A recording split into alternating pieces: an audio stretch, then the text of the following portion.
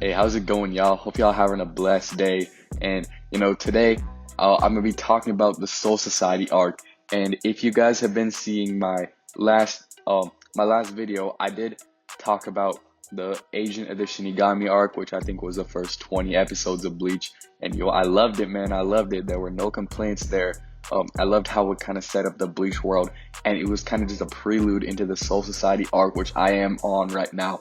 And just letting you guys know, I am on episode 46 of Bleach right now, and I'm keep watching. I'm addicted. I'm binging it. And this video is gonna be talking about episodes 20, I think 21 through 41, I think. And then I'm gonna make another video about the Soul Society, about its finishing half. So it's gonna be about episodes 42 through whatever arc it finishes. I think it's in the 60s somewhere. So yeah, the Soul Society review is going to be split up into two videos, just letting you guys know. And before I do start this review, I just want to say thank you to everyone who watches my videos. Every sub, every like, every view, it really does mean the world to me. And thank you guys, especially on my first video. We had good conversations going on in the comments. We had like over 20 comments, which I really appreciate y'all for having these engagement on my videos. And once I saw my first video hitting 100 views, man, I was just more motivated to do the next video. And these videos do take a lot of time to make, to be honest, because I am doing all this on CapCut solo, and I'm kind of new to this editing game. And my second video, I did try and improve my editing a lot. I put more effort into it, and so sorry if the editing is bad. Some y'all might not like it. I know it's not perfect, of course. It might not even be good, but stick with me here. I'm gonna get better, I promise. As the days go on, I will get better, and I'll produce better quality content for all you. So again, just thank you to everyone who watches my videos, and let's get into this review. Okay, so we do start off the arc on episode 21. And Ichigo and his friends, they arrive in the Soul Society, more specifically the outskirts, and they're approaching the west gate, and is guarded by this guy named Jidanbo. He's a giant and a powerful gatekeeper, and he's like, if you want to get into the Serite, which is where Rukia is being held, you got to get past me first. And what's impressive is that he says that he's never been defeated in a one-on-one battle in a long time. So it's crazy that Ichigo just went up to him and he just beat him, kind of no-diffed him, and he earned Jidanbo's respect from that battle. And the gate does open, and this is where we meet our first captain, or a second actually, because we did meet Byakuya. But the first captain we see in the Soul Society, Gin Ichimaru. And this guy, yeah, he's just a snake. He's a snake, like Orochimaru. And just the way he smiles so menacingly. I already liked him when I first saw him. I'm not even gonna lie. I liked him. And he just kind of flexes his spiritual pressure. And yeah, he just fucks everyone in. It closes the gate. And now Ichigo and his group has to retreat. Alright, so episode 22. Yeah, so they were just forced out of the gate because of Gin, and so now they're just like kind of wandering around the Rukongai district. And Chad does meet the boy that was in the form of a parakeet that he did save in the first arc, the Agent of the Shinigami arc. So that was cool to see Chad kind of reunite with him, and seeing that the boy actually he has a nice life now in the Soul Society. And then Ichigo, he meets this dude named Ganju, and yeah, they're just oil and water. They're just beefing all the time, and it was pretty funny. Alright, so episode 23, we're off to find Kakakushiba, which is Yoruichi's friend, and apparently she has a way that the gang can enter the Serite and rescue Rukia. So we found her, and she's a baddie. And it was funny because Ganju, the dude that Ichigo was beefing with earlier, that's actually her younger brother. So that was funny to see. And then we're also introduced to Captain Aizen. I've been waiting to see him because everyone hypes this man up like there's no other time. And yeah, so apparently he's a captain. So he's on the Soul Reaper side, and Yeah, that was cool. And, Gin Ichimaru, man, he's just doing some snake shit, man. Behind the corners, just smiling. And, dude, I have to put suspicion on him. Like, what is he planning, bro? Like, what is this snake planning? All right, episode 24 of... The gang has to learn how to control their spiritual pressure because when Kukakushiba launches them into the Serite using this cannon, they gotta learn how to control that shit so they don't fucking die when they land. So Ichigo does end up getting it at the end, but it took a long time for him compared to the others because he's all brawn over brain and shit like that, and then we are introduced to all the captains. I had to check out the manga panel for this one because it was pretty cool. And got Aizen in there. Oh my god, we see Kenpachi, bro. I've been waiting to see him, bro. He looks cool. And whoa, what is this? That hairband, like he has a crazy barber, that's for sure. And he looks so cool, bro, with the scars. And we got a black captain. He looks cool, bro. Shout out to the black people. Yeah, he looks pretty cool, and he's blind. That was unexpected. A blind captain. The more disabled they are, the stronger they are. So, yeah, let's see what's up with him. Then, Gin, bro, he's just acting more sus every single episode. And yeah, we got the old Captain Yamamoto, the head captain. And the older the anime characters are, the stronger they are. We always got that old anime sensei who's just the strongest character in the verse. So, yeah, he's probably gonna be strong as fuck, and he's the head captain, so yeah, he's pretty cool. So episode 25, we got the gang, they're preparing to leave. They're preparing to get launched into the Serite, and we also get some beef between Captain Aizen and Captain Ichimaru. Yeah, there's still pretty sus things going on with Gin. I can't wait to see where that goes. And we do get launched into the Serite, but we end up splitting paths because apparently our spiritual pressure just like destabilized or some shit. Yeah, bro, this man Kenpachi, he's waiting. He's like, all right, which one? Where's the stronger one? I want to go fight him. So this is pretty hype. So episode 26, they finally land into the Serite, and we see that Uryu and Orihime are together. Ichigo and Ganju are together, and poor Chad is by himself, but he's a Chad, so he can probably handle it. And Ichigo, he's fighting this guy from Squad 11, Saitama Ikaku, and Ganju's just running away from this other dude from Squad 11. I think his name's Yumichika. Yeah, that's what happens in that episode. Just Ichigo fighting Ikaku and Ganju fucking running away. Episode 27, we see Ichigo defeat Ikaku, and I forgot to mention that we also saw the first stage release of the Zanpakuto, I believe it's called the Shikai, and you know how Ikaku's sword turned into like this sphere with that red like kind of feather thing on it. And we also get the Kenpachi hype, man, because when Ichigo was talking to Ikaku, he's like, hey Ichigo, if you're trying to save Rukia, you probably want to look out for the strongest captain of them all, by Captain Squad 11, Kenpachi Zaraki.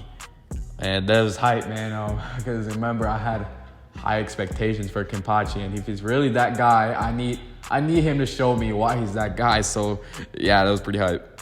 So episode 28, I think. Yeah. Episode 28, we see Uryu just flex on this lame ass Soul Reaper, and all you need to know is that his name is Jirobo. And if your name is Jirobo, just put the fries in the bag, bro. Yeah, episode 29, we see fat ass Jirobo get put in the hospital. Bro got his ass whooped so hard that he's not able to use his Soul Reaper powers ever again. Oh, that's kind of crazy. And then after that, we do see Kenpachi he's still searching for Ichigo. And yeah, he got that Zoro sense of direction, bro. I'm sorry. And then we also see this freaky ass captain, bro, the scientist. And bro, he said something crazy. Like, I think his lieutenant Nemu, she was talking to him, and he's like, bro, do you want to be pulled to pieces again?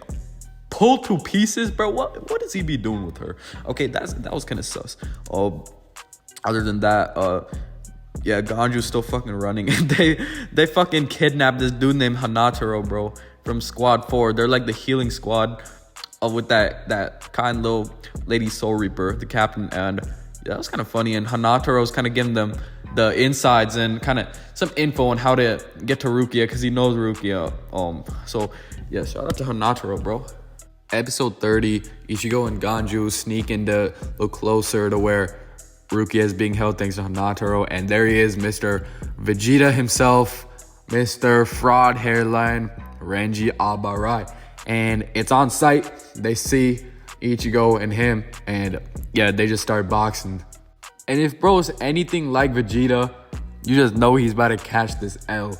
And I do not mind Renji as a character so far, because I do feel like he's gonna get some character development, because as they were saying, him and Rukia did grow up together, and it seems like they were very close friends. So I feel like he may have like a shift in what side he's gonna be on, and I kind of hope that happens, because like right now I feel like he's just fighting for the wrong thing. It's kind of that fact of, do you want to save your honor, like your job, or do you want to save your friends? And he's in that situation. So honestly, I like Renji, man. He's a good character.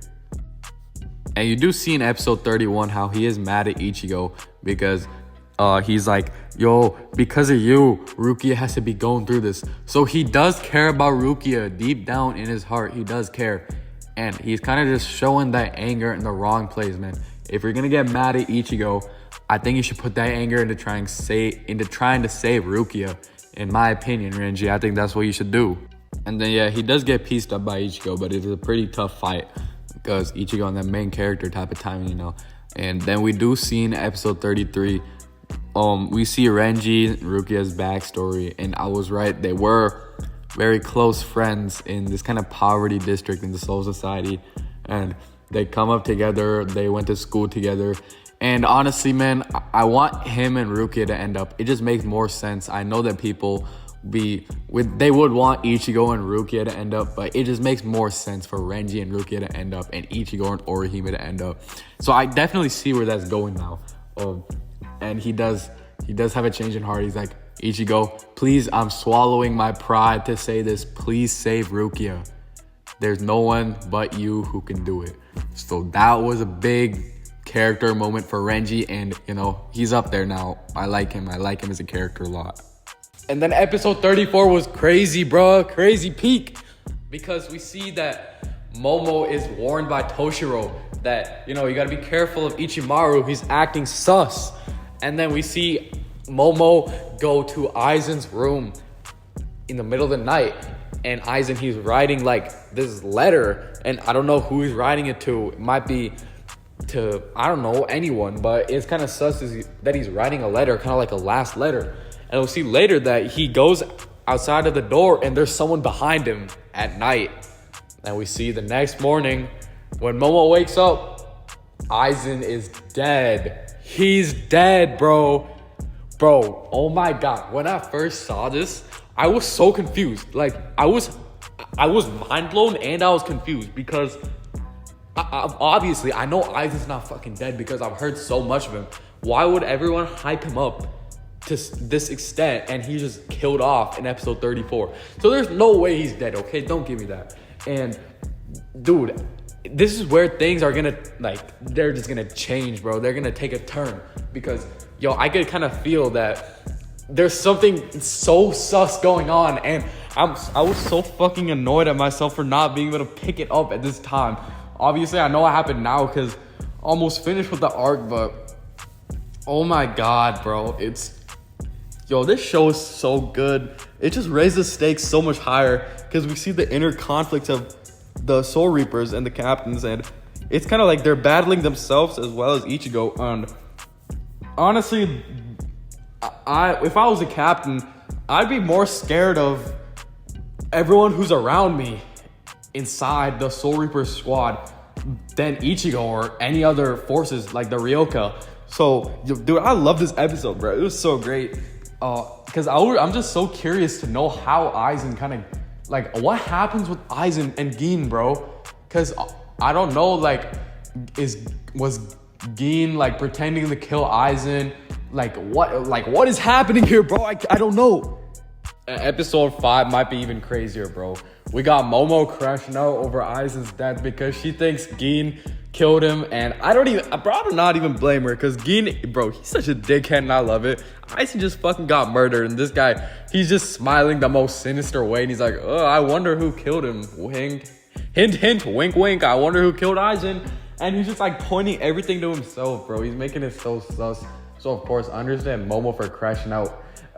And so that they had to like fucking arrest her and Kira because they were fighting.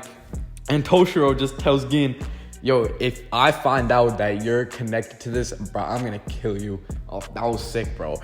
And then at the end of the episode, bro, Ichigo is fully healed and they're progressing towards Rukia, and then they just feel all this spiritual pressure. They can't even move, bro. They're just dumbstruck. And guess who it is? Kenpachi. Kenpachi! Oh my god, this episode got me so hyped, bro. Episode 36. Dude, Kenpachi's just a demon. Yo, Ichigo, he's trying to run away, but he's like, bro, my legs will not move. They're so heavy. He's like, it's like I have a knife pressed against my throat this whole time. Bro, if this is not aura, what is? And then, dude, Kenpachi, like, dude, he's literally just winning the fight and he's not doing anything. Like, his aura is just that immense. Ichigo feels like he's getting stabbed, but nothing's hitting him. And literally Ganju and Hanataro, bro, Hanataro just knocked out cold. And, like, Ganju's barely able to move. And this man Ichigo, he's trying to square off against Kenpachi. And, dude, Hanataro's like, bro, what are you doing? You're really gonna fight this dude? And he tells him the name of Kenpachi. He's like, the name Kenpachi is passed down through the generations. And he's the Soul Reaper who loves to fight the most and who loves to kill the most. And no matter how many times he's killed, he will never go down. It's beyond the realm of being strong or weak. He cannot die. He's immortal. Bro, this is aura. This is aura, bro. Dude, I cannot. Dude, bro, Kenpachi, like, bro, I'm actually like, oh my god. Bro, I understand the hype around him now. I really do. Dude, having like statements like that and not being hyped up to that degree would be crazy, bro. Like, you have to hype this dude up. Because Hanataro, dude, he's just like, Ichigo, bro, please. He's literally telling the main character to not fight, bro. You know, that's literally like, that's like telling me to not watch Bleach, bro. It's impossible. You can't tell the main character not to fight. But Kenpachi's just aura. Bro, his aura's just like that, man. So, and dude, he literally lets Ichigo have the first strike. Like, he opens up his clothes, bro. He's like, all right, bro, you're a fucking pussy, right? So I'll let you have the first swing. And I'm not gonna defend it, bro. Just hit me with everything you got. And Ichigo's like, okay, bet. And he's still shivering. And then Ichigo swings his sword the hardest he can. And he hits Kenpachi just square in the chest. And he doesn't have a single scratch. No damage. And Ichigo ended up bleeding from trying to hit Kenpachi. Bro, if this is not the most demonic character you've ever seen, bro, what is? Like, this man had a free hit and he got injured trying to hit him. How is that possible? How? Tell me. And then episode 37. Oh man, I feel bad for Chad. Yeah, dude, Chad just got it like ain't. I'm not even gonna lie. He had to fight Shunsui, bro, and this man literally told him, bro, I'm not gonna fight you. If you just leave, I'll let you live. Like, I don't want to fight you, bro. And yeah, Chad, of course, he's a real one, so he's like, nah, bro, I gotta fight because Ichigo's fighting. I'll put my life on the line. And yeah, that shit did not end up well. This man was just trolling the whole fight. He was like, yeah, bro, you are not shit. I could beat you anytime if I wanted easily, but I'm still giving you a chance because, you know, I'm kind-hearted. And this guy was probably the best guy that Chad could fight. Cause, bro, imagine Chad ended up fighting like Kenpachi, bro. Yo, that shit would be like brutal. Because Kenpachi would not hold back, but this guy, you know.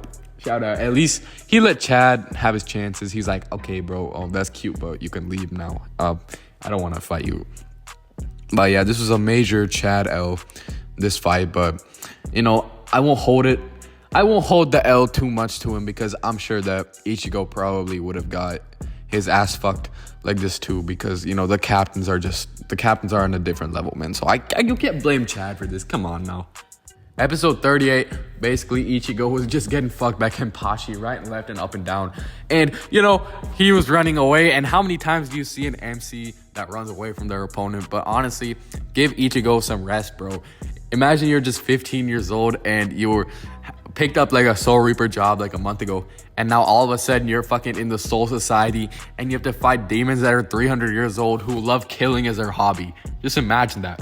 Put Ichigo in his perspective. Or what the fuck is my English? Okay, put yourself in Ichigo's perspective. So, I don't blame him for running away. But, dude, honestly, props to him, bro. He grows some balls and he tries to square up against Kenpachi. And Kenpachi's like, okay, that's better.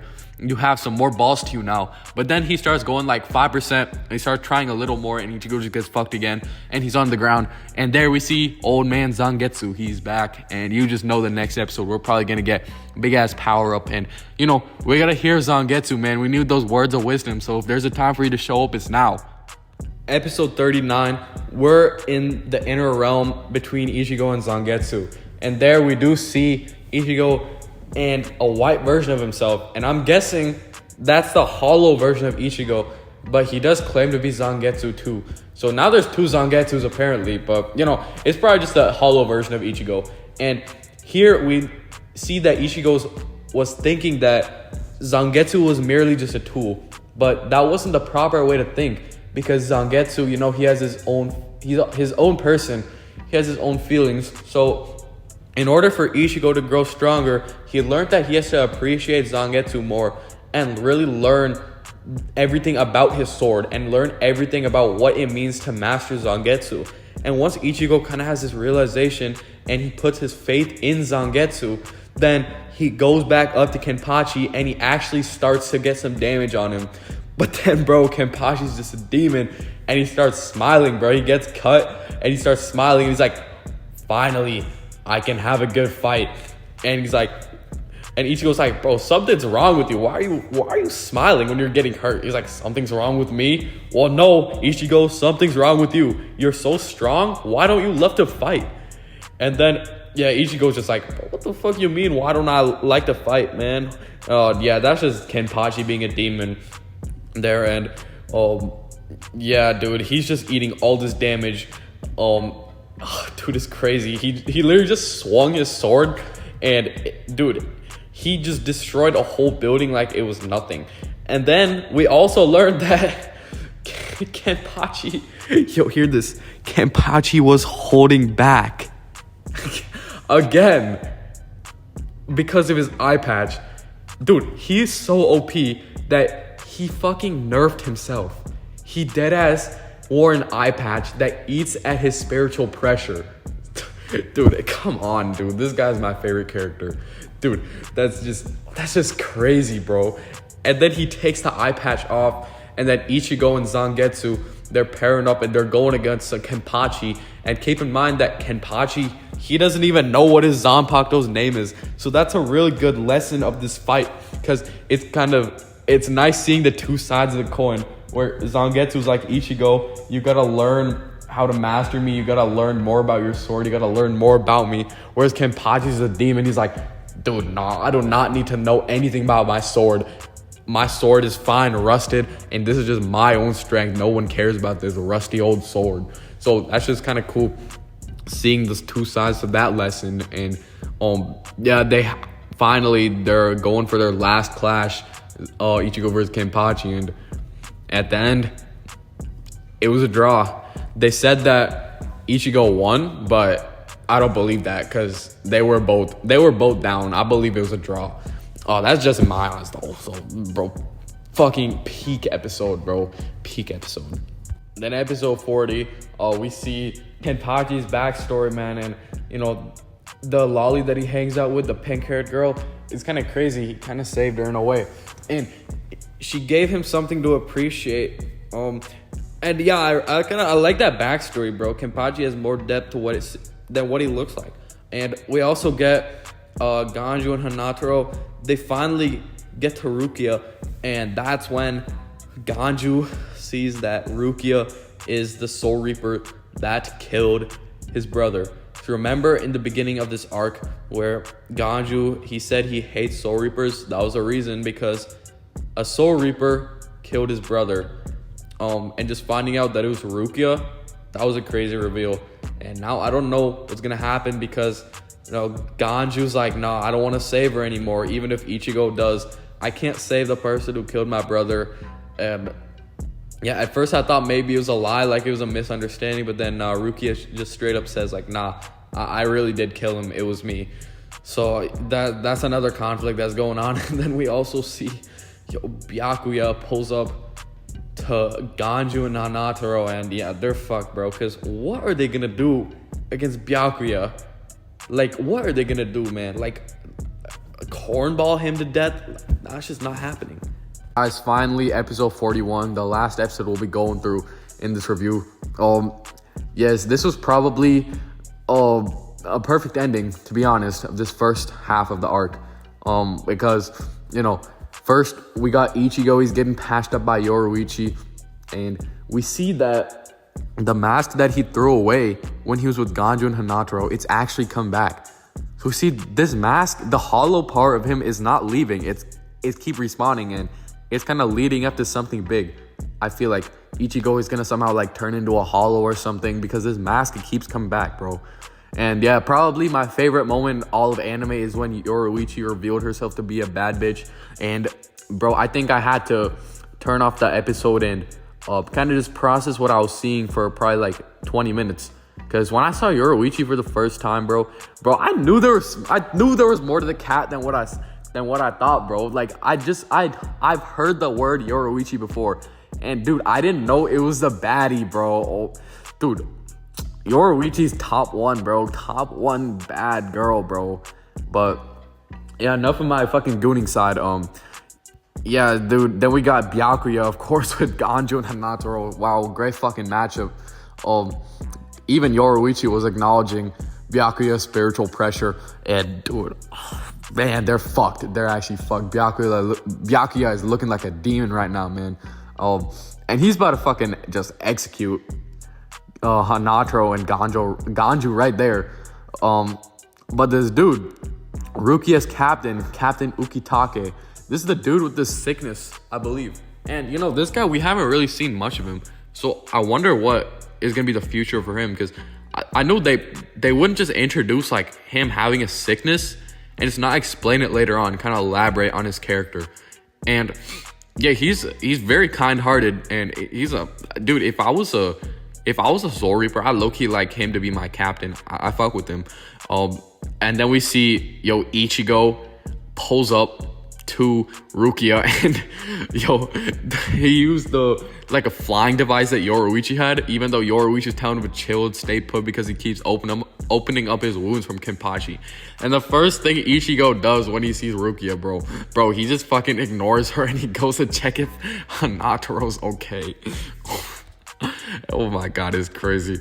And it's crazy how much Ichigo has grown throughout the series, because remember when Byakuya no-diffed him at the beginning of the series? And now when Ichigo pulled up, Byakuya admitted that Ichigo's spiritual pressure was on the level of a captain. And if you would see this when he got no-diffed, dude, you would not think that's the same person. Like, how is it possible to grow in strength that much in such a short amount of time? Because I feel like these fights, I don't know the exact time period, but I swear this whole period in Soul Society, Ichigo went from like below lieutenant level to captain level in like an hour, bro. That's crazy. And he is still getting ahead of himself, because he really thinks that he's gonna beat Byakuya in his current condition. And that's why I'm assuming Yoruichi pulled up to give him some backup, because dude, Ichigo cannot do this by himself now.